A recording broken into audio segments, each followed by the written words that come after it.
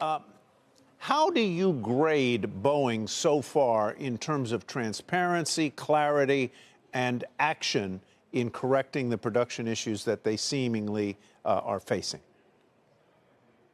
I tell you, Tyler, I'd have to say it's a B plus. I think they're saying all the right things. I think they're trying to be transparent. I would not given that grade, say, 4 months ago. But it seems like they have gotten some religion since that plug door blew out in January 5th. And so I think they're saying all the right things and they're moving forward. And are they doing the right things from where you sit? So that's a tougher nut to crack. And I think Mr. Calhoun said it right there, that they need to show these tools to the FAA, and they need to show measurement of meeting those tools on the factory floor, as well as their safety culture and everything else. The jury is still out on the actual implementation. Mr. Munoz, do you derive confidence from Mr. Calhoun and what Boeing seems to be doing? Your airline was a big customer of Boeing's, and I'm sure you have a level of trust, if not devotion to them. You know, as we all discuss, they're a great company. Yes, there's a lot of trust. There's a lot of hope that this works itself out for so many different reasons. It's a great asset to the United States of America's sort of manufacturing power. It is a great source of commercial activity for us as airlines, as well as the State Department or the Defense Department. But, you know, the progress, as Jeff has mentioned over the course of time, is what everybody's been waiting for. What are you doing and when are you going to have it done by? And so we've seen the management shakeup. We've seen the development of a plan, a little bit of proof of the promise, which is important. And the issue will be financially, whether they, you know, those delayed orders, they have a huge backlog, as you know.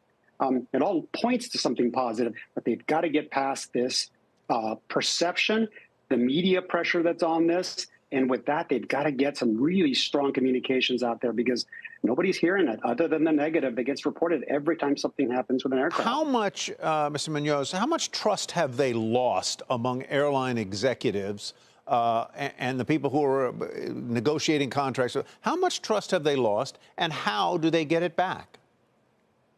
Well, trust is a commodity. And yes, it's been lost. And the way you get it back is you re-earn it, and you're going to re-earn it by delivering what you said you were going to do. And in a world of practical sort of capital markets world, it's going to cost you. People, you know, the demand that's been there for a long time will still be there, but I think they're going to have to, you know, for lack of a better term, give better pricing, better deals to all the right people because of all the delay that it causes. It has really been impactful to several airlines around the world about their growth plans. These are plans that are built literally years in advance. And, you know, you hire pilots and crew and resources for that. And to have to shut that down and ratchet it back down, it's a painful, if not an economic hit to people's growth plans. And so how do you pay that back? How do you re-earn that trust? It's going to take more than just bringing a good aircraft. It's going to take a lot, and a lot of trust building. Mr. Guzzetti, how candid with the flying public or with the investment community can Mr. Calhoun truly be? Is he in any sense restricted in what he can say, or from a competitive viewpoint, in what he should say about where Boeing is, what it's doing? Are they in any way restricted by the NTSB or the FAA? No, Tyler, they're only restricted in specifically talking about the actual investigation that NTSB may be doing. So the NTSB is hot and heavy with the door plug investigation. They're going to have a public hearing on it. So anything related specifically to the door plug incident in January, he cannot talk about. But other than that, he can talk about anything else, how well their safety reporting program is, how they're building their safety culture. So, you know, I think Oscar's right. Boeing has a steep hill to climb in terms of communicating what they're trying to do and to improve their safety. And they just got to keep trying to do that, because they do want to tell a story.